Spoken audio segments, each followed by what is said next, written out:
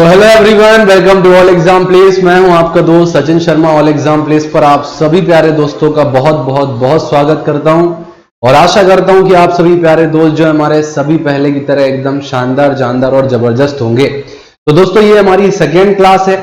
Last class में हम कुछ ने पुरानी चट्टानें देखी कि वो कौन सी रॉक समूह है या फिर आपके चट्टानों का समूह है जो हमारे मध्य प्रदेश में पाया जाता है, उनको हमने पढ़ा। इसके अलावा वो कौन कौन से क्षेत्र हैं जहां पर उन समूहों की चट्टानें पाई जाती हैं, वो हमने देखेंगे।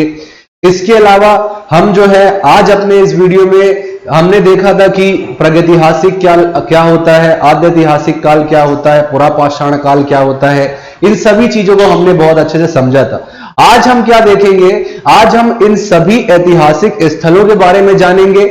मध्य प्रदेश के वो कौन से क्षेत्र हैं जहां पर आपके ये जो आर्कियोलॉजिकल साइट है वहां से इनके अवशेष प्राप्त हुए हैं, वो कौन कौन सी जगहें हैं जहां से जो जो मुद्राएं प्राप्त हुई हैं, सिक्के प्राप्त हुए हैं या फिर उनकी लिपियां प्राप्त हुई हैं, वो जगह कौन कौन सी है, क्योंकि यहीं से आपकी परीक्षाओं में प्रश्न पूछे जाते हैं। तो ये सारी चीजों को आज हम लाइन बाय लाइन जो है देखने वाले हैं। इसके अलावा हम जो है एक चार्ट के फॉर्म में पूरे ऐतिहासिक काल जो है इनको भी देखने वाले हैं और इसी क्रम में जो है हम पूरे के पूरे जो अपने ऐतिहासिक घटनाएं हैं उनको देखने वाले हैं। तो चलिए हम अपनी क्लास को जो है स्टार्ट करते हैं। मेरा नाम है सचिन शर्मा। आप मेरे साथ इन सभी माध्यमों से जुड़ सकते हैं और किसी भी प्रकार का कोई डाउट हो किसी चैप्टर में तो आप जो है सीधे मुझे इस नंबर पर व्हाट्सएप भी कर सकते हैं। तो चलिए प्यारे दोस्तों, स्टार्ट करते हैं अपनी क्लास को और हम देखते हैं प्रागैतिहासिक काल जो है इसका विभाजन देखेंगे। प्रागैतिहासिक काल जो है इसका विभाजन कैसे किया गया है, इस विभाजन को हम इस चार्ट की मदद से समझने की कोशिश करेंगे ताकि आपको सारी चीजें एकदम ध्यान में रहे, याद रहे कि किस काल के बाद कौन सा काल आता है। भाई कई बार तो इसी चीज में कंफ्यूजन हो जाती है, तो ये सारी चीजों को भी हम बहुत अच्छे से समझेंगे। सबसे पहले आपका पुरापाषाण काल क्या है? पुरापाषाण काल यानी कि पैलियोलिथिक पीरियड। अब मैं अगर पैलियोलिथिक पीरियड यानी कि पुरापाषाण काल की बात करता हूं, पुरापाषाण काल जहां से आपके रॉक आर्ट मिले हैं, पत्थरों जो है, क्योंकि अगर हम ऐतिहासिक तथ्य में जाएं तो हमने अपनी स्कूली किताबों में भी बहुत अच्छे से पढ़ी है ये चीजें कि जो भैया पहले का मानव हुआ करता था वो पत्थरों से औजार बनाया करता था, वो पत्थरों से जो है अपनी शिकार किया करता था, पत्थरों से ही जो है बहुत सारे औजार बना करके वो अपनी दैनिक दिनचर्या की जो चीजें होती थी उनको पूरा किया करता था। तो ये सारी चीजें हमने स्कूल में भी पढ़ी हुई है। अपनी जो है जो आपकी कॉलेज की परीक्षाएं हैं, जो आपके बीई वाले जो हमारे छात्र होंगे उन्होंने ये सारी चीजें जो इतिहास से जुड़े होंगे उनने बहुत अच्छे से ये सारी चीजें पढ़ी होंगी। तो पुरापाषाण काल जो है इसका विभाजन भी जो है आपका 3 आपके चरण है इसके। सबसे पहले आपका निम्न पुरापाषाण काल, इसके अलावा है आपका मध्य पुरापाषाण काल, इसके अलावा तीसरा है आपका उच्च पुरापाषाण काल यानी कि lower, middle and upper Palaeolithic period. इनको भी हमने देख लेते हैं यहां पर। इसके बाद आपका आता है मध्य पाषाण काल। मध्य पाषाण काल, अभी आगे हम इनके ईयर भी देखेंगे, ये कब से कब तक रहे हैं, ये सारी चीजें भी हम देखेंगे।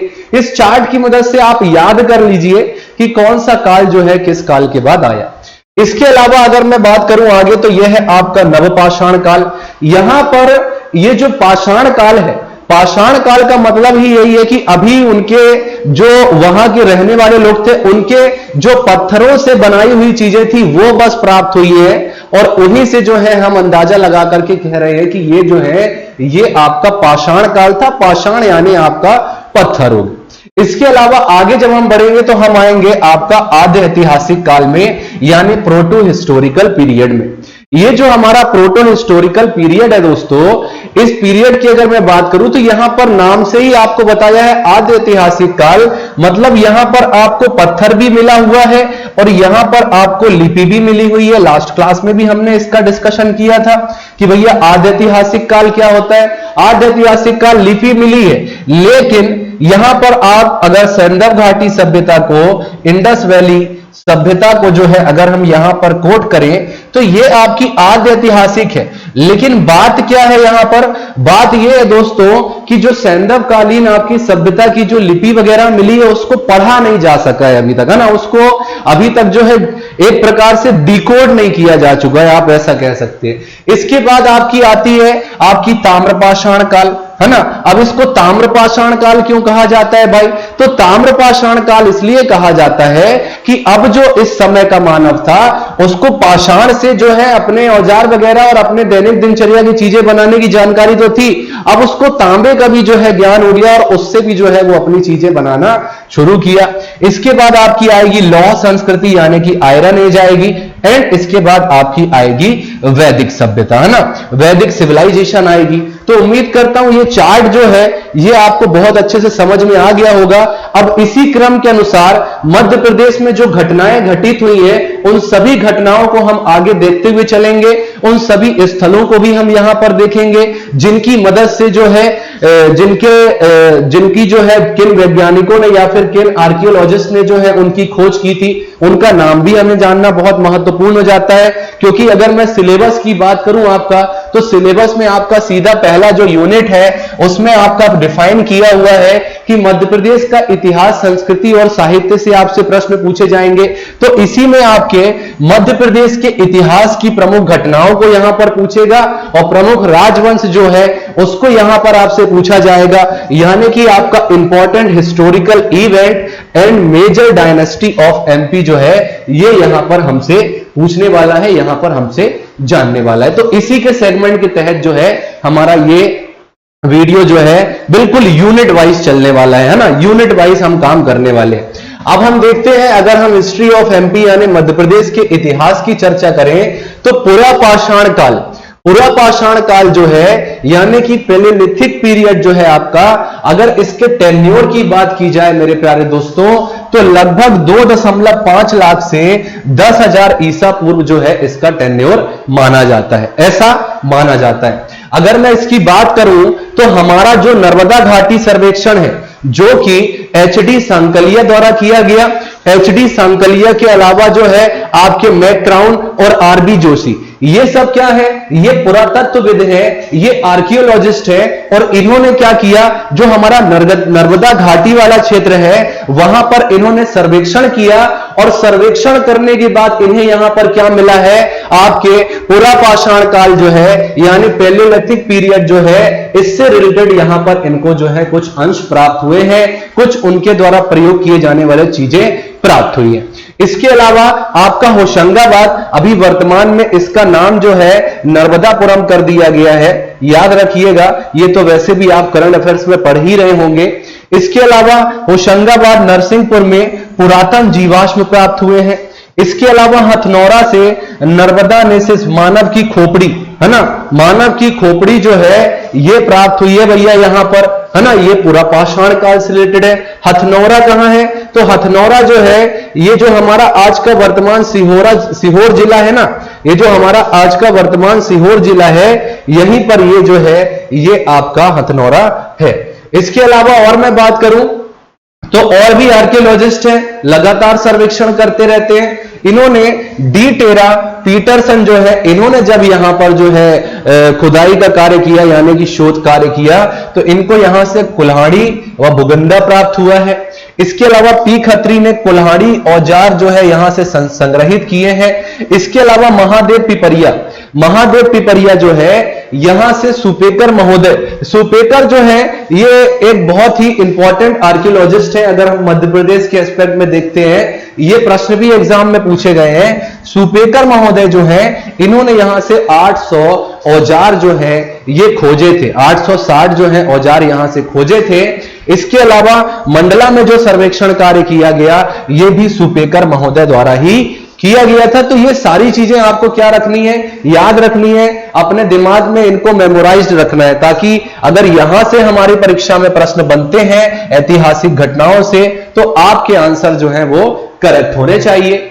आगे और देखते हैं हम पुरापाषाण काल के क्रम में, अगर आगे और हम देखते हैं तो चंबल घाटी जो है यहां पर वाकणकण को मंदसौर से औजार प्राप्त हुए।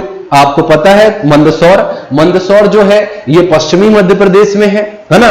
और आपका जो है चंबल नदी यहां से निकलती है और यहीं पर जो मंदसौर जो है ये आपका शिवना नदी के तट पर बसा हुआ है।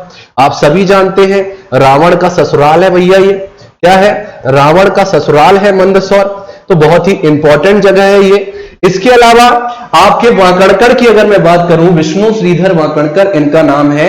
भीमबेटका जैसी साइट जो है इसको भी इन्होंने ही जो है डिस्कवर किया 1957 में। आपके जो विष्णु श्रीधर वाकणकर हैं इन्होंने भीमबेटका जो कि यूनेस्को का विश्व विरासत स्थल है, जिसे 2003 में यूनेस्को के विश्व विरासत स्थल जो है उसकी सूची में शामिल किया गया। आपको पता ही होगा मध्य प्रदेश की 3 ऐसी साइट हैं जिनको यूनेस्को द्वारा विश्व विरासत स्थल में शामिल किया गया है। चाहे आपका सबसे पहला 1986 में खजुराहो हो, 1989 में आपका जो हो सांची हो गया है ना, सांची का स्तूप हो गया। ये सारी चीजें भी जो है याद रखिएगा। इसके अलावा जो बेतवा घाटी है, बेतवा घाटी मतलब कि जो हमारी बेतवा रिवर है, बेतवा रिवर यानी कि जो रायसेन के कुमरा गांव से हमारी निकलती है बेतवा नदी, तो बेतवा नदी घाटी जो है वहां पर जो है यहां पर भीमबेटका से जो है औजार प्राप्त हुए हैं। इसके अलावा निसार अहमद करके एक आर्कियोलॉजिस्ट है, इन्होंने जो है सोन घाटी, सोन नदी में जो बह रही है। अब देखिए इसके पीछे एक और है, इन घाटियों से ही ये सारी चीजें क्यों मिलती, तो देखिए इसके पीछे का सबसे बड़ा कारण है, अगर हम मेसोपोटामिया की सभ्यता देखते हैं और भी हम बहुत सारी सभ्यताएं देखते हैं, विश्व की जो पुरानी सभ्यताएं हैं, सभी सभ्यताएं जो है ये किसी न किसी नदियों के किनारे ही फली फूली। इसका सबसे बड़ा कारण क्या था, सबसे बड़ा कारण यह है, चाहे वो नील नदी हो आपकी, है ना, चाहे वो हमारी नर्मदा नदी हो, चाहे हमारा गंगा नदी क्षेत्र हो, चाहे वो सिंधु नदी क्षेत्र क्यों ना हो, नदियों के किनारे ही क्यों फली फूली। इसके पीछे का सबसे बड़ा कारण यह है कि वहां पर जो है उन लोगों को स्टे करने के लिए एक बहुत ही अच्छा वातावरण मिल गया। और दूसरी चीज ये होती थी, जब नदियों में बाढ़ आया करती थी तो बाढ़ आने की वजह से बहुत सारा क्षेत्र जो होता था वो सिंचित हो जाता था और जमीनों जो थी वो फर्टाइल हो गई थी। वो जो जमीनें थी वो बहुत ज्यादा उनकी क्वालिटी जो है बढ़ गई, जिसकी वजह से उन्होंने वहां पर जो है अनाज वगैरह का उत्पादन भी किया और अच्छा जीवन जो है वे वहां पर जी पा रहे थे। और इसी वजह से विश्व की बड़ी बड़ी सभ्यताएं, चाहे वो मेसोपोटामिया की सभ्यता हो, चाहे वो सैंडव सभ्यता हो, चाहे वो चीन की सभ्यता हो, है ना, जैसे कि अगर मैं इसकी बात करूं तो दजला, हेरात ये नदियां थी, बाढ़ आती थी, आपका क्या होता था, आपकी फर्टाइल लैंड हो जाती थी, वहां पर मिट्टी बहुत सारी बहा कर लाती थी, तो वहां पर ये सारी चीजें बहुत ज्यादा उनको बेनिफिट पहुंचाती थी, ये सारी चीजें, है ना। इसीलिए विश्व की समस्त सभ्यताएं जो है अगर आप इनको देखेंगे तो ये क्या होती है, ये नदियों के किनारे ही फली फूली और विकसित हुई, है ना। चलिए तो यहां पर देखते हैं हम सोन घाटी, सोन नदी वाला जो क्षेत्र हो गया, यानी जो अमरकंटक, अनूपपुर से हमारी 3 प्रमुख नदियां निकल रही हैं, नर्मदा, सोन, जोहिला। तो ये आपका जो नर्मदा सोन घाटी क्षेत्र है, यहां से जो है निसार अहमद जी के द्वारा जो है उपकरण खोजे गए। इसके अलावा बीबी लाल, ये भी बहुत इंपॉर्टेंट आर्कियोलॉजिस्ट है मध्य प्रदेश के, इन्होंने और ग्वालियर जी शर्मा ने रीवा, सतना क्षेत्र में जो है इन्होंने क्या किए थे, उत्खनन कार्य किए थे। तो इनके नाम भी आपको याद रखना है। और जो उत्खनन द्वारा अवशेष इनके द्वारा निकाले गए वो कौन से काल से रिलेटेड है, वो आपके पुरा पाषाण काल से संबंधित है। आगे और हम देखते हैं पुरा पाषाण काल में कुछ मेजर इवेंट। सोन घाटी से 464 औजार मिले, मंदसौर, नाहरगढ़, इंदौर, सीहोर, भीमबेटका, यहां से भी जो है इसके प्रमाण मिले हैं। इसके अलावा भीमबेटका, रीवा, सोन घाटी क्षेत्र, शहडोल वाला जो क्षेत्र है, यहां से भी इनके उपकरण प्राप्त हुए हैं। तो उम्मीद करता हूं आपको सारी चीजें बहुत अच्छे से क्लियर हो रही होंगी। पुरा पाषाण काल के बाद जो है, और हम अगर इसमें देखें तो एक और इंपॉर्टेंट मेजर इवेंट है, इस इवेंट को भी आपको याद रखना है। एक डॉक्टर अरुण सोनकिया जी हैं, इन्होंने दोस्तों 5 दिसंबर को पुरातत्वविद है ये, 1982 में सीहोर जिले के हथनौरा से नामक स्थल से उत्खनन के दौरान मानव जीवाश्म उसमें भी मूलतः मानव की खोपड़ी जो है, इसके साक्ष्य जो है इन्होंने प्राप्त किए।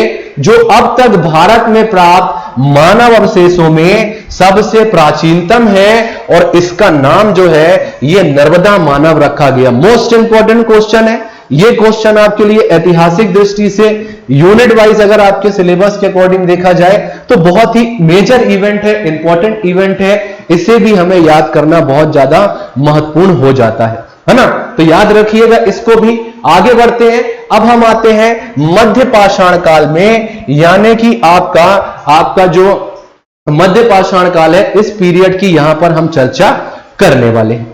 इसकी अगर मैं बात करूं तो ये आपके कब हुए, लगभग 10,000 ईसा पूर्व। 10,000 ईसा पूर्व, 10,000 ईसा पूर्व। अगर मैं आपसे पूछूं 10,000 ईसा पूर्व की मैं आपसे बात कर रहा हूं तो मैं अभी 2020 मान लेता हूं, 21 नहीं 2020 मान लेता हूं। 2020 अभी 21 चल रहा है, चलो 21 ही मान लेता हूं भैया, है ना, गुस्सा नहीं होना।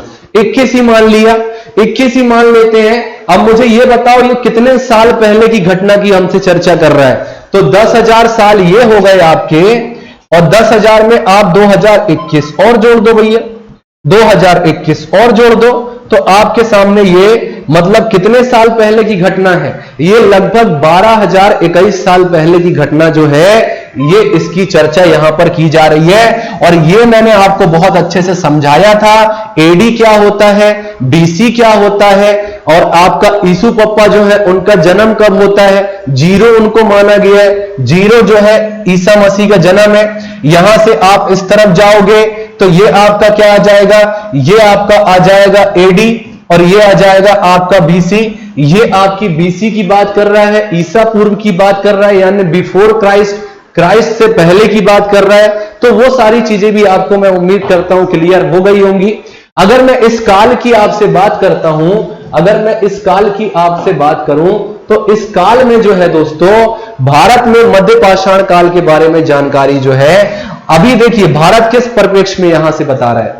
भारत के परिप्रेक्ष्य में अगर मैं बात करूं तो 1867 ईस्वी में, कब 1867 ईस्वी में जो है, मतलब फिर भी लगभग मान लो आपका 200 साल पहले, 200 साल पहले इसमें जो है सीएल कलाइल ने क्या किया, विंध्य क्षेत्र में लघु पाषाणोपकरण जो है इनकी खोज की। लघु पाषाणोपकरण, पाषाणोपकरण का मतलब क्या हुआ, यहां पर आपका पाषाणोपकरण का मतलब यह हुआ, the information about the middle stone age is India was first reported in 1867 when CL Carlleyle, है ना, discovered mini authorisation in Vindhya region. इन्होंने क्या किया, आपके जो लघु पाषाण, जो छोटे पत्थर के उपकरण थे उसकी खोज जो है यहां पर इनके द्वारा की गई भैया। इसके अलावा 1964 में आरबी जोशी ने होशंगाबाद जिले में स्थित, यहां पर जहां पर भी होशंगाबाद लिख के आए, मेरे को यह मत बोलना सर उसका नाम नर्मदापुरम हो गया, मैं पहले ही बता दिया हूं कि आप इसको नर्मदापुरम ही समझिएगा, है ना। यहां पर आपका आदमगढ़ शैलाश्रय है। कौन सा शैलाश्रय है, आदमगढ़ शैलाश्रय है, और इसमें जो है लगभग 25,000 लघु पाषाणोपकरण जो है प्राप्त हुए हैं। 25,000 छोटे छोटे जो है आपके पत्थर के उपकरण जो है यहां से प्राप्त हुए हैं। इसके अलावा आगे अगर हम मध्य पाषाण काल की बात करें तो भीमबेटका शैलाश्रयों तथा गुफाओं से मध्य पाषाण काल के उपकरण प्राप्त हुए हैं। कहां से प्राप्त हुए हैं, मध्य पाषाण काल के उपकरण कहां से प्राप्त हुए हैं, तो भीमबेटका के शैलाश्रय जो है और यहां की जो गुफाएं हैं यहां से आपके मध्य पाषाण काल के उपकरण जो है ये प्राप्त हुए हैं। इसके अलावा होशंगाबाद जिले में जो आदमगढ़ शैलाश्रय है यहां से आरबी जोशी ने भी मध्य पाषाण कालीन लगभग 25,000 लघु पाषाण उपकरण प्राप्त किए, जो कि हमने पिछली स्लाइड में ही पढ़ा। इसके अलावा आदमगढ़ से मानव के पशुपालक होने का साक्ष्य प्राप्त होता है। अगर आपसे प्रश्न पूछ लिया जाए कि मानव के आपके पशुपालक होने का साक्ष्य जो है ये किस साइट से प्राप्त होता है, तो आपका जो आदमगढ़ साइट है जो कि आपका कहां पर है, होशंगाबाद में है, यहां से प्राप्त होता है। इन चीजों को भी आपको ध्यान में रखना है। इसके अलावा आपका जो मध्य पाषाण काल है इसी में अगर हम आगे देखते हैं तो इसके अतिरिक्त मानव के शव के साथ ये क्वेश्चन पूछा गया है, ये लोग क्या करते थे, कि जब इनके यहां लोगों की मृत्यु हो जाया करती थी तो उसकी जो बॉडी हुआ करती थी उसके साथ में कुत्ते को भी क्या करते थे, ये दफनाते थे। तो यहां पर क्या आपके साक्ष्य मिले हैं कि मानव के साथ कुत्ते के दफनाए जाने का प्रमाण जो है यहां से मिलता है। C.L. क्लाइव द्वारा वर्ष 1867 में विंध्य क्षेत्र में लघु पाषाण उपकरणों की जो है खोज की गई थी। धार जिले में स्थित प्रसिद्ध बाघ की गुफाएं, बाघ की गुफाएं जो है ये आपकी कहां पर है दादा, ये है आपकी धार जिले में। और धार जिला जो है यहीं पर आपकी बाघ की गुफाएं हैं और बाघ नदी जो है यहीं पर बहती है। बाघ जीवाश्म राष्ट्रीय उद्यान का नाम भी आपने सुना होगा, वो यहीं पर है। तो बाघेन नदी के तट के समीप जो है मध्य पाषाण काल से लेकर नव पाषाण काल तक के उपकरणों की जो है खोज हुई है। इसके जो साक्ष्य हैं वो यहां पर प्राप्त हुए हैं। अगला हम देखते हैं मध्य प्रदेश के इतिहास में अगर हम आगे बढ़ते हैं मेरे प्यारे दोस्तों, तो नव पाषाण काल जो है, कौन सा पाषाण है, नव पाषाण काल। अभी हमने क्या क्या देखा, हमने पुरा पाषाण काल को देखा, हमने मध्य पाषाण काल को देखा, अब हम देखते हैं नव पाषाण काल। तो अभी ये हमारा पाषाण काल ही चल रहा है, मतलब पत्थर वाली एज ही चल रही है। उसी को 3 आपके उसमें डिवाइड किया गया है, जो कि हमने चार्ट में देखा था। सबसे आपका जो है नव पाषाण काल। अगर मैं नव पाषाण काल के टेन्योर की बात करूं, अगर मैं इसके टेन्योर की बात करूं, देखिए आपने देखा कि भैया आपका जो 2.5 लाख साल से लेकर के और आपका 10,000 हो गया, 10,000 आपका ईसा पूर्व हो गया, कौन सा वाला, आपका पुरा पाषाण काल। इसके बाद हमने देखा कि 10,000 ईसा पूर्व जो है ये हमारा कौन सा हो गया, ये हमारा हो गया मध्य पाषाण काल, है ना। अब जो है हमारा कौन सा है, नव पाषाण काल है, जो कि 5,000 ईसा पूर्व, 5,000 ईसा पूर्व जो है इसकी घटना जो है ये आपके सामने है। अब देखिए शवाधान की प्रक्रिया, शवाधान की प्रक्रिया मतलब कि जब व्यक्ति की मृत्यु हो जाती है उसके बाद शव जो है उसके साथ में क्या क्या किया जाता था। तो ये जो प्रक्रिया हो गई ये आपकी शवाधान की, दफनाने की प्रक्रिया हो गई। अग्नि के उपयोग का ज्ञान, अग्नि के उपयोग का ज्ञान कहां पर हुआ, अग्नि के उपयोग का ज्ञान आपका जो है ये आपका नव पाषाण काल में हुआ। इसके अलावा कृषि व पशुपालन से यहां के लोग जो थे वो परिचित थे। क्या थे, यहां के लोग कृषि और पशुपालन से भी परिचित हो चुके थे। और इस काल में पत्थरों के अतिरिक्त हड्डियों के औजार भी बनाए जाने लगे। क्या बनाए जाने लगे, हड्डियों के औजार भी यहां पर बनाए जाने लगे। अभी तक क्या देखा आपने, पत्थरों से ये औजार बनाया करते थे। अब ये कौन से औजार बना रहे हैं भाई, तो अब ये हड्डियों के औजार भी बनाने लगे हैं। पत्थर के तो बना ही रहे थे, इसके अतिरिक्त हड्डियों के औजार भी बनाने लगे। कहां पर, नव पाषाण काल में। और अग्नि के उपयोग का ज्ञान जो है ये भी कहां पर मिलता है, नव पाषाण काल में मिलता है। साथ ही कृषि व पशुपालन जो है इससे ये परिचित कब हुए, इससे परिचित जो है ये भी नव पाषाण काल की ही देन है। इसके अलावा भारत में इस संस्कृति की बस्तियों का सबसे पहला प्रमाण कहां से मिलता है, ये अभी भारत की मैं बात कर रहा हूं, ये आपको मिलता है मेहरगढ़ से। कहां से मिलता है, मेहरगढ़ से, जो कि पाकिस्तान के बलूचिस्तान प्रांत का एक भूभाग है। वर्तमान पाकिस्तान का जो बलूचिस्तान प्रांत है इसी का ये एक भाग है, इसे भी आपको याद रखना है। इसके अलावा अगर मैं नव पाषाण काल में और आगे चलता हूं तो इस काल के औजार जो है एरण, एरण तो आपको याद ही होगा। एरण जो है ये आपका सागर जिले में है भैया, सागर जिले में है। 510 ईस्वी में जो है आपने पढ़ा होगा कि सती प्रथा का पहला साक्ष्य जो है अगर भारत में कहीं से पाया गया है तो वो एरण में आपका भानुगुप्त का जो अभिलेख है वहां से आपका प्राप्त हुआ है। तो एरण हो गया, जतकारा हो गया, जबलपुर हो गया, दमोह, सागर, होशंगाबाद आदि क्षेत्रों से आपके नव पाषाण कालीन जो है आपके अवशेष जो है या फिर आपके उपकरण वगैरह प्राप्त हुए। इसके अलावा भोपाल में स्थित जो आपका मनु आभान टेकरी है, नेवरी गुफा, श्यामला हिल्स, आपको पता है श्यामला पहाड़ी, यहां से जो है शैलाश्रियों के अनेक खांचेदार क्रोट तथा लघु पाषाण उपकरण यहां से भी प्राप्त हुए।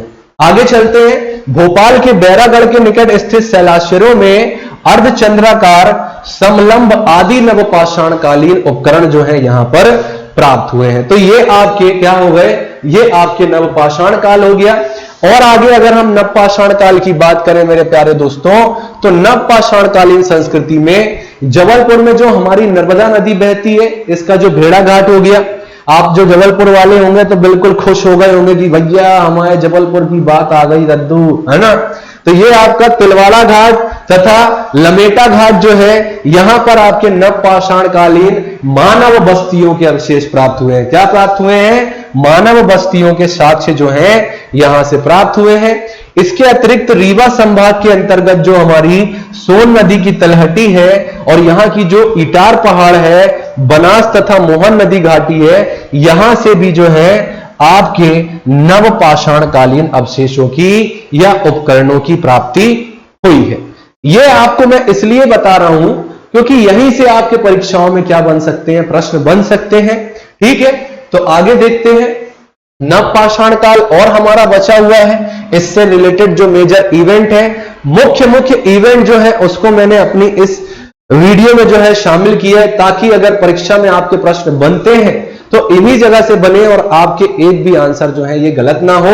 रीवा चचाई जलप्रपात, चचाई जलप्रपात तो बहुत अच्छे से पढ़ा है भैया, 130 मीटर जो है ये इसकी लेंथ है। बीहड़ नदी पर है ये भैया जलप्रपात। केवटी बहुटी जलप्रपात ये भी रीवा में ही है, मध्य प्रदेश का सबसे ऊंचा जलप्रपात, ये भी आप बहुत अच्छे से जानते हैं। इसके अलावा गोविंदगढ़ तालाब जो है, इसके निकट जो है आपके लघु पाषाण कालीन उपकरण जो है ये खोजे गए हैं। इसके अलावा दमोह जिला जो है तुंडी के, आपने पढ़ा होगा, इसका प्राचीन नाम है ना। दक्षिण पूर्व में स्थित सिंग्रामपुर घाटी से 1866 में नवपाषाण कालीन अवशेषों की प्राप्ति जो है यहां से हुई है ना। आगे देखें, अगला क्वेश्चन देखते हैं। अब देखते हैं भैया आपका जो है नवपाषाण काल हो गया। नवपाषाण काल के बाद अब आपका एरा चेंज होगा, और कौन सा एरा आएगा भैया? ताम्रपाषाण काल। कौन सा आएगा? ताम्रपाषाण काल। अब जो है इनको भैया तांबे का भी ज्ञान हो गया है। क्या हो गया है? तांबे का भी इनको ज्ञान हो गया है। अब क्या करेंगे ये? अब अगर इनकी बात करूं तो ये हड्डियों के औजार बना रहे थे। हड्डियों के औजार बनाने के साथ साथ इन्होंने क्या किया भैया? पत्थर के औजार तो बना ही रहे थे। अब यहां पर ये जो है इसमें भी डेवलपमेंट आपको देखने को मिलेगी। तो अब हम पढ़ेंगे ताम्रपाषाण काल, यानी कि चैल्कोलिथिक पीरियड। अब देखिए, मध्य प्रदेश के ताम्रपाषाण काल के अवशेष जो हैं ये मालवा क्षेत्र में नवदा टोली हो गया, नागदा उज्जैन हो गया, कायथा हो गया, आवरा, एरण तथा बेसनगर यानी वर्तमान का हमारा विदिशा हो गया। इन स्थानों पर उत्खनन करने से मृदभांड धातु निर्मित, क्या? मृदभांड धातु निर्मित बर्तन एवं उपकरण आदि प्राप्त हुए हैं। मृदभांड क्या हो गया? मृदभांड का अर्थ यह होता है, भांड मतलब होता है बर्तन, मृद मतलब मृदा हो गई, मतलब मृदा से बनाए गए भांड यानी कि मिट्टी से बनाए गए बर्तन जो है, इसके अवशेष जो है यहां से मिले हैं, यहां से प्राप्त हुए हैं। इसके अलावा जबलपुर से एक कुल्हाड़ी मिली है भैया, है ना, जो कि तांबा और टिन से निर्मित, किससे? तांबा और टिन से निर्मित इसके साक्ष्य प्राप्त हुए हैं। जबकि 1970 में डोंगरिया जो कि बालाघाट के समीप है, यहां से ग्रामीणों को जो है 424 तांबे के उपकरण और 102 चांदी के आभूषण, आभूषण यानी आप सभी जानते हैं, महिलाएं बहुत अच्छे से जानती हैं भैया आभूषण क्या होता है। तो ये आभूषण वगैरह यानी ज्वेलरी वगैरह जो है यहां से प्राप्त हुई थी, है ना। चलिए और आगे बढ़ते हैं, आगे देखते हैं ताम्रपाषाण काल को। रायसेन जिले के भीमबेटका से लगभग 700 शैलाश्रय जो है ये प्राप्त हुए हैं। लगभग 500 शैलाश्रयों में चित्रांकन किया गया है। इन चित्रों में मुख्यतः लाल व सफेद रंगों का प्रयोग किया गया है। क्या किया गया है? लाल व सफेद रंगों का उपयोग किया गया है। होशंगाबाद का यानी नर्मदापुरम का जो पचमढ़ी का पनार पानी ग्राम है, यहां पर आपका मामा भांजा शैलाश्रय है। कौन सा शैलाश्रय है भैया? मामा भांजा शैलाश्रय है। मामा भांजा करके एक दरगाह भी है जो आपके इंदौर में है।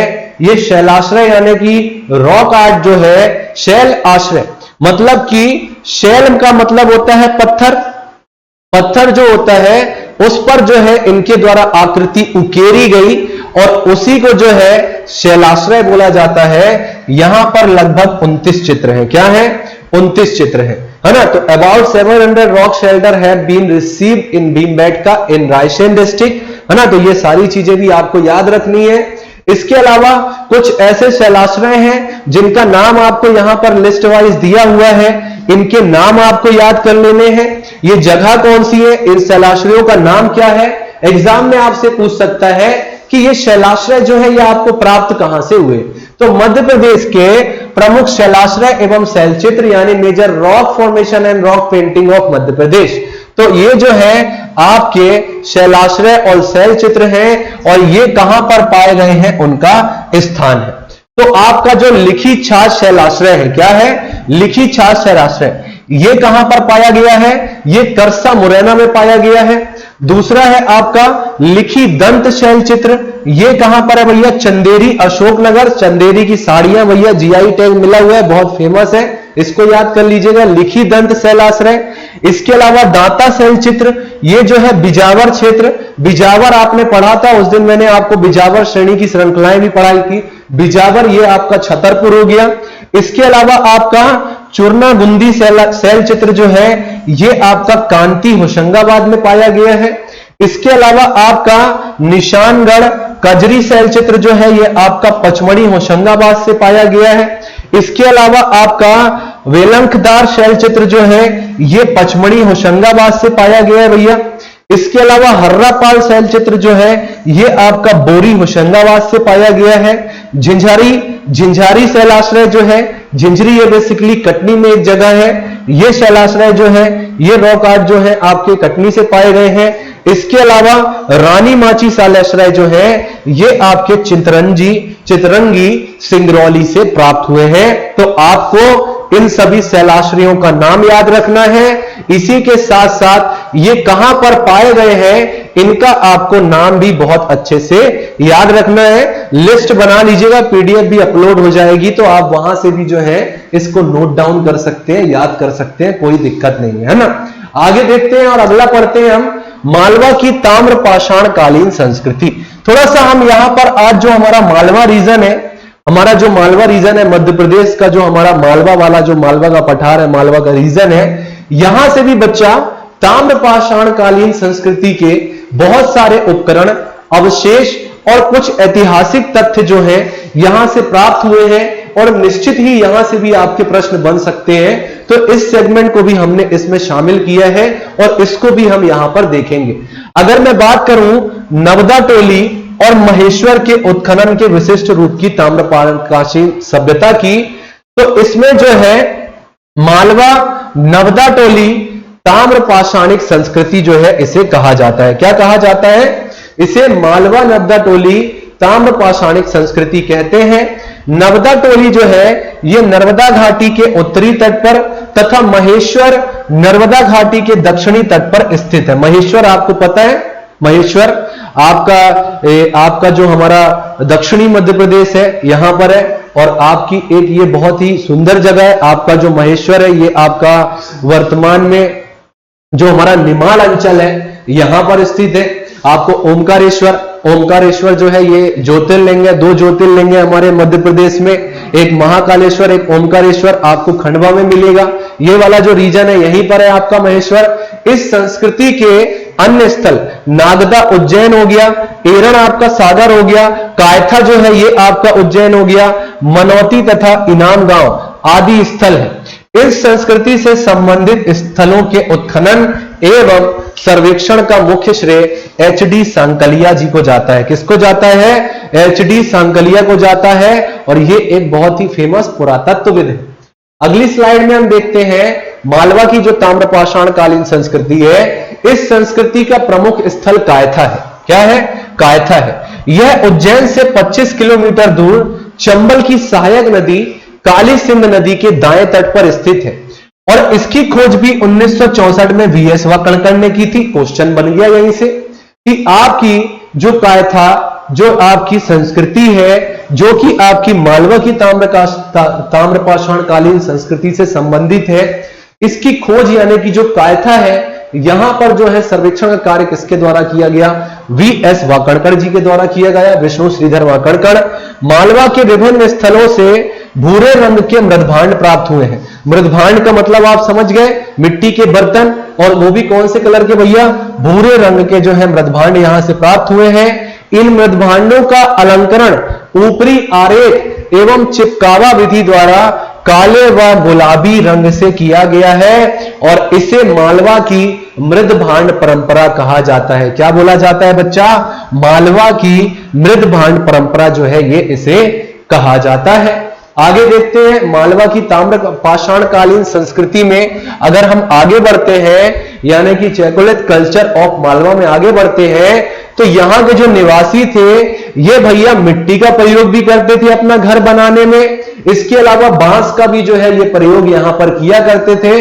आजकल आप लोग वीडियो बहुत देखते होंगे, वो एक वीडियो फेसबुक में आता है ना, फेसबुक कहीं भी चलाते रहो, यूट्यूब पे भी मैंने बहुत देखा है। वो मिट्टी और बांस से ही बढ़िया क्या करते हैं, कई कई दिनों तक खुदाई अंदर करते जाते हैं, बढ़िया वहीं से कोई पेड़ होता है उससे कुछ निकालते हैं और जा करके उसको बेहतरीन एकदम सीमेंटेड कर देते हैं, स्विमिंग पूल वगैरह सब बना लेते हैं। मिट्टी और बांस से ही वो पूरा काम कर लेते हैं। तो भैया ये निर्माण में जो है मिट्टी और बांस का प्रयोग करते थे। इस संस्कृति का आर्थिक ढांचा ग्राम प्रधान था। मतलब कि इस संस्कृति की अगर मैं बात करूं तो अगर इकोनॉमिक स्ट्रक्चर की यहां पर हम बात करते हैं तो यहां पर जो है आर्थिक गतिविधियों को जो है मॉनिटर करने के लिए ग्राम प्रधान हुआ करते थे। उन ग्रामों का एक प्रधान हो गया। यहां के निवासी जो है इनका प्रमुख कार्य क्या था? ये कृषि और पशुपालन का कार्य किया करते थे। मोबाइल तो था नहीं इनके पास, लैपटॉप कैमरा वैमरा था नहीं भैया। अब जब मोबाइल वोबाइल कुछ है ही नहीं तो कहां से काम करे, क्या करे भैया? तब जीने के लिए जो है आदमी मेहनत किया करता था, है ना, ये सारी चीजें होती थी। तो भैया कृषि ही कर लिए और एंटरटेनमेंट करने के लिए पशुपालन कर लिए, है ना। पशुपालन करने से भी इनको बहुत सारी चीजें मिल जाती थी। अगर वो भेड़ हो, चाहे वो आपका जो है गाय हो, चाहे जो भी जीव जंतु हो, उनसे इनको चीजें मिल जाती थी इनकी आवश्यकता की। और कृषि से इनका सिर्फ, क्योंकि जीना जो है एक बहुत संघर्षमयी स्थिति थी, जीने के लिए ही जो है आदमी बहुत संघर्ष करता था यहां पर। इसके अलावा एचडी सांकलिया, इन्होंने इस संस्कृति की तिथि 1000 से 500 ईसा पूर्व अनुमानित की थी। परंतु आपका रेडियो कार्बन 14 विधि, अब आपसे एक क्वेश्चन और पूछ सकता है कि आपका कोई भी स्थल होता है, अगर उसके द्वारा आपको उसकी जानकारी पता करनी है कि वो कितने साल पहले की घटना होगी या कितने साल पहले जो है वो घटना घटित हुई थी, इसकी जानकारी लगाने के लिए एक पद्धति होती है जिसको बोला जाता है कार्बन डेटिंग पद्धति। और ये आपके एग्जाम में भी क्वेश्चन पूछा गया है कि ये रेडियो कार्बन पद्धति के द्वारा ही क्या किया जाता है, उसका आकलन लगाया जाता है। अगर मैं बात करूं इसकी रेडियो कार्बन डेटिंग विधि के अनुसार कितना है, तो इसके अनुसार ये 1700 से 1200 ईसा पूर्व जो है ये घटना प्रतीत होती है। अब हम आगे बढ़ते हैं और हम देखते हैं भैया ऐतिहासिक काल में आपका लौह युग जो है, आयरन एज जो है, इसको हम यहां पर देखेंगे। और इसके बाद नेक्स्ट क्लास से हम वैदिक सभ्यता का प्रारंभ करेंगे। मध्य प्रदेश में वैदिक सभ्यता की क्या स्थिति रही है, ठीक है। इसके अलावा ऐतिहासिक काल यानी लौह युग की अगर हम बात करते हैं भैया, तो मध्य प्रदेश में लौह युगीन संस्कृति के साक्ष्य तथा धूसर चित्रित मृदभांड, है ना, इसके अवशेष मालवा क्षेत्र हो गया, भिंड मुरैना और ग्वालियर हो गया, ये प्राप्त हुए हैं, जो आपके लगभग 1000 ईसा पूर्व है। कितने? 1000 ईसा पूर्व यानी 1000 बीसी पहले की ये घटना बताई जाती है। आगे अगर हम इसको देखते हैं तो मध्य प्रदेश से संबंधित कुछ पुरातत्वविद हैं दोस्तों, इनका हमें नाम याद रखना है। इसके अलावा इन्होंने कौन सी आर्कियोलॉजिकल साइट जो है इसको इन्होंने डिस्कवर किया है, इसको जो है हम यहां पर देखने वाले हैं। ये यहां पर लिखे हैं आपके क्षेत्र यानी कि एरिया, और वो पुरातत्वविद कौन है जो इन क्षेत्रों में जाकर के सर्वेक्षण का कार्य इन्होंने किया है, उनको यहां पर हम देखते हैं। अगर हमारे नर्मदा घाटी क्षेत्र के सर्वेक्षण की बात करें तो यहां पर आपके मैत्राउन हो गए, सुपेकर महोदय हो गए, आरबी जोशी हो गए, एचडी सांकलिया जी हो गए, एपी खत्री जी हो गए, सुब्बा राव और पीटरसन आदि जैसे आपके जो आर्कियोलॉजिस्ट रहे हैं यानी पुरातत्वविद रहे हैं, इन्होंने इन क्षेत्रों में सर्वेक्षण कार्य किया। इसके अलावा जो आपका सोन घाटी का सर्वेक्षण का कार्य है यह निसार अहमद जी के द्वारा किया गया भैया। इसके अलावा जो रीवा सतना वाला क्षेत्र है इसको GR शर्मा जो है इनके द्वारा डिस्कवर किया गया, यहां पर जो है सर्वेक्षण कार्य किया गया। चंबल घाटी की अगर मैं बात करूं तो AP खत्री, SK श्रीवास्तव और आपका प्रोफेसर वाकणकर जी हैं, इनके द्वारा यहां पर किया गया। ग्वालियर क्षेत्र की अगर मैं बात करूं तो BB लाल जो है इनके द्वारा ग्वालियर वाला जो क्षेत्र है यहां पर सर्वेक्षण का कार्य किया गया। तो ये हमारे थे आज के कुछ इंपॉर्टेंट एरा। हमने जो है बहुत अच्छे से यहां पर जो है हमने आज की जो हमारी क्लास है इस क्लास में हमने इन्हें बहुत अच्छे से देखा। हमने पुरा पाषाण काल को देखा और पुरा पाषाण काल की ही जो मैंने आपको घटनाएं बताई है उसी में आपके निम्न, मध्य और उच्च पुरा पाषाण काल भी सम्मिलित था। इसके अलावा मध्य पाषाण काल हमने देखा, नव पाषाण काल जो है इसको हमने यहां पर देखा। इसके अलावा हमारा जो आद्य ऐतिहासिक काल है, आद्य ऐतिहासिक काल को हमने यहां पर देखा और इसके बाद हमने ताम्र पाषाणकालीन संस्कृति देखी, लौह युगीन संस्कृति देखी। अब जो है हम नेक्स्ट क्लास से किसकी चर्चा करेंगे, अगली नेक्स्ट क्लास से हम जो है किसकी, वैदिक सभ्यता का डिस्कशन जो है स्टार्ट करेंगे, वैदिक सभ्यता को पढ़ेंगे। इसके बाद हम मौर्य काल में आएंगे, उन सभी वंशों की बात करेंगे क्योंकि आपका सिलेबस जो है इसमें दिया ही हुआ है भैया प्रमुख राजवंश, तो राजवंशों को भी हमें बहुत अच्छे से पढ़ना है। बिल्कुल सिलेबस के अकॉर्डिंग चलेंगे दोस्त, सिलेबस के अकॉर्डिंग चलेंगे, यूनिट वाइज चलेंगे। ऐसा मैं इसलिए कर रहा हूं क्योंकि बहुत ही अच्छा सिस्टम ले आया है MPPSC, आपको उसने सारी चीजें बहुत अच्छे से अब बता दी है। आपको जो है उन्होंने क्या कर दिया है, इसको क्लियर कर दिया है कि वो कौन से क्षेत्र हैं जहां से आपको पढ़ना है भैया। तो ये सारी चीजें जो है हम एकदम यूनिट वाइज और सिलेबस वाइज कवर करेंगे ताकि आपका एक भी टॉपिक छूटने ना पाए और परीक्षा में आप क्या कर सके मेरे दोस्त, परीक्षा में आप सर्वाधिक अंक जो है ये प्राप्त कर सके। तो अब यहीं पर मैं अपनी वाणी को विराम देना चाहूंगा। बहुत बहुत धन्यवाद इतने ध्यान से मुझे सुनने के लिए। इसके अलावा मेरा नाम सचिन शर्मा है, इन सभी माध्यमों से जुड़ सकते हैं। कहीं पर कोई डाउट है, कोई आपको क्वेरी है तो इस नंबर पर आप मुझे क्या कर सकते हैं, व्हाट्सएप पर मैसेज कर सकते हैं और अपनी जो क्वेरी है उसको मेरे समक्ष रख सकते हैं। मैं पूरी कोशिश करूंगा आपकी सारी की सारी डाउट और क्वेरी को सुलझाने के लिए। तो बहुत बहुत धन्यवाद इस वीडियो को देखने के लिए। आपसे मेरी मुलाकात होगी अपने अगले वीडियो में। तब तक के लिए मेरे प्यारे दोस्तों स्वस्थ रहे, मस्त रहे। नमस्कार, जय हिंद, जय Bharat and thanks for watching this video.